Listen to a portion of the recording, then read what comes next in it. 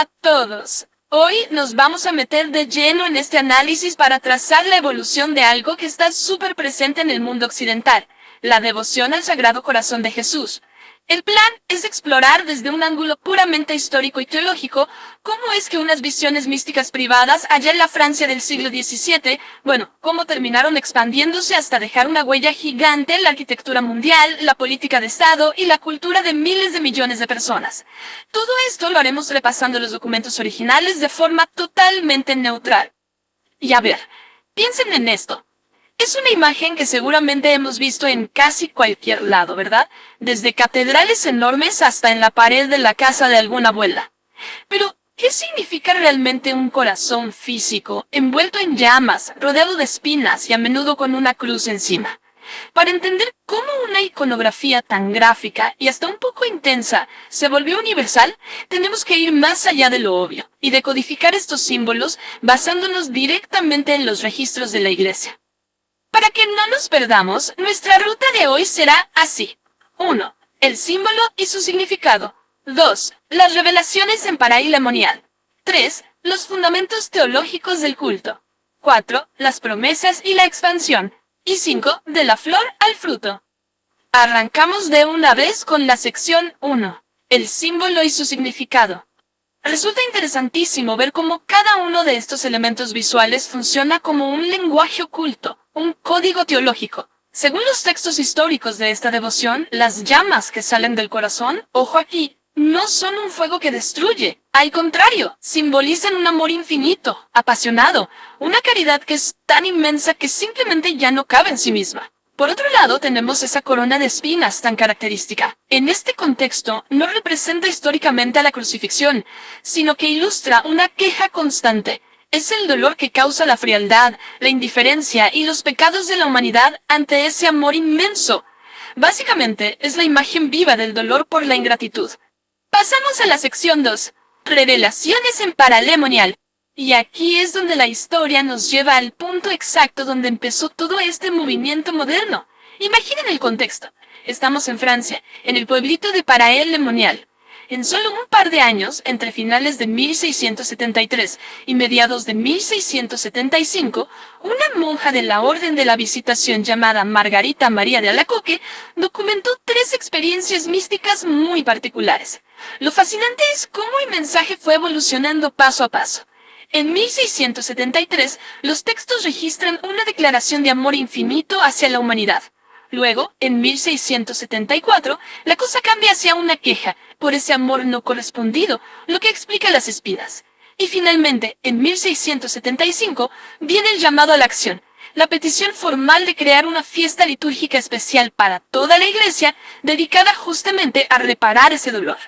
De hecho, el momento clave de ese último año, 1675, quedó plasmado en esta cita histórica exacta. He aquí aquel corazón que tanto ha amado a los hombres y que nada ha ahorrado hasta desgastarse y consumarse para testimoniar a ellos su amor. Estas palabras literales se volvieron el pilar, la base absoluta de toda la devoción.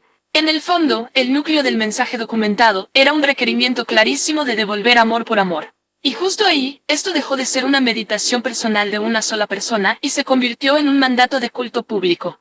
Era la semilla de un fenómeno global. Lo que nos lleva a la sección 3. Fundamentos teológicos del culto. Porque claro, ante algo que crecía tan rápido y de forma tan emotiva, surgieron muchísimas críticas. Algunos decían que esto era puro sentimentalismo. Así que la Iglesia tuvo que intervenir con toda su artillería teológica.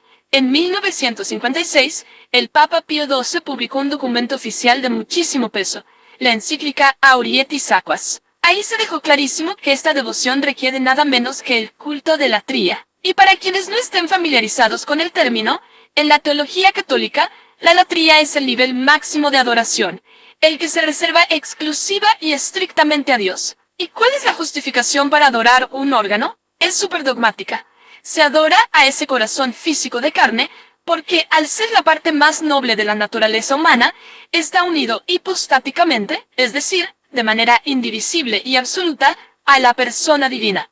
Y esto nos muestra uno de los conceptos teológicos más profundos de esta encíclica papal, la idea del triple amor. Básicamente, el Sagrado Corazón funciona como un puente perfecto, Por un lado está el amor divino espiritual, ese que es inalcanzable y compartido en la Trinidad, pero por el otro representa el amor humano y sensible, asumiendo que la figura histórica de Jesús tenía emociones, afectos y un cuerpo real. Entonces, este símbolo logra algo increíble. Conecta de forma supernatural una realidad divina que es incomprensible con la experiencia humana más palpable de todas, que es sentir afecto y dolor. Pasemos ahora a la sección 4, las promesas y la expansión. Para entender cómo este culto se hizo tan pero tan popular, hay que fijarse en la estructura que se le dio. En los registros históricos se detallan exactamente 12 promesas otorgadas a quienes siguieran esta devoción. Y fíjense que esta claridad casi matemática fue fundamental, le dio un orden increíble. Las promesas garantizaban desde llevar paz a las familias y consuelo en momentos de aflicción, hasta bendecir proyectos o ser un refugio seguro al momento de morir.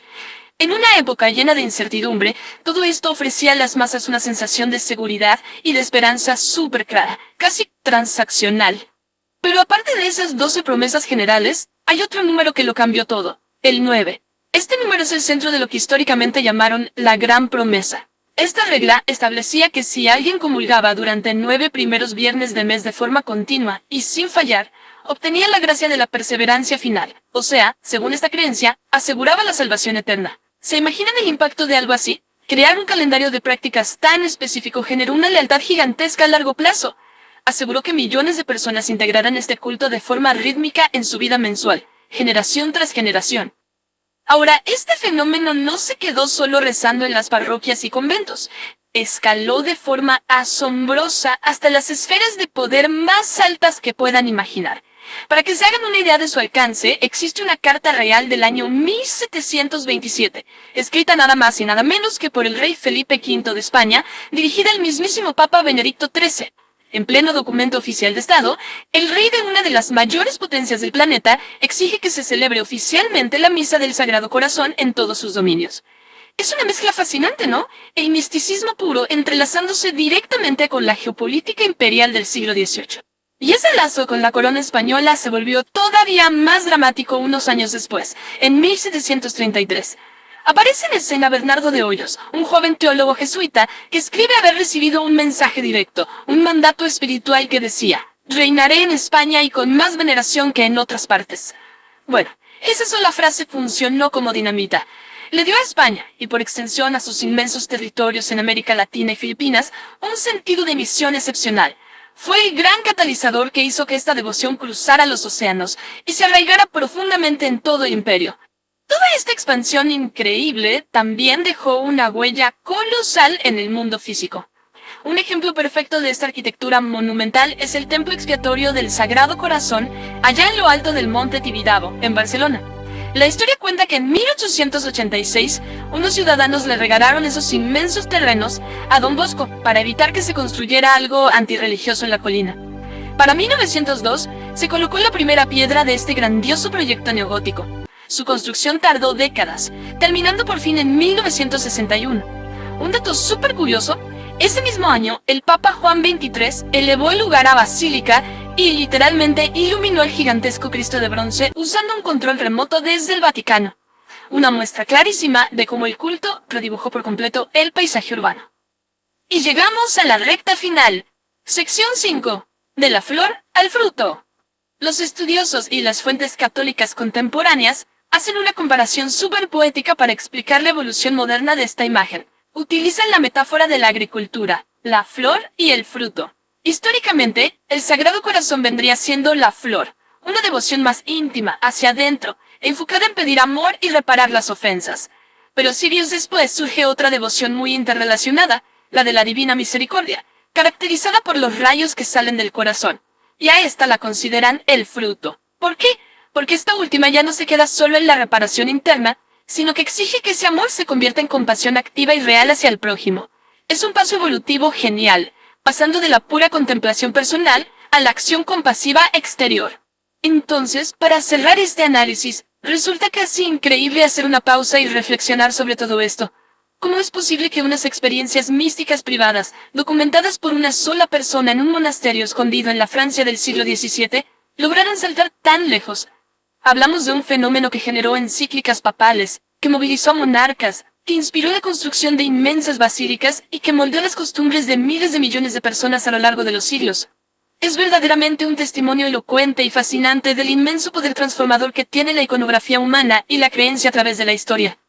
Gracias por acompañarnos en esta exploración.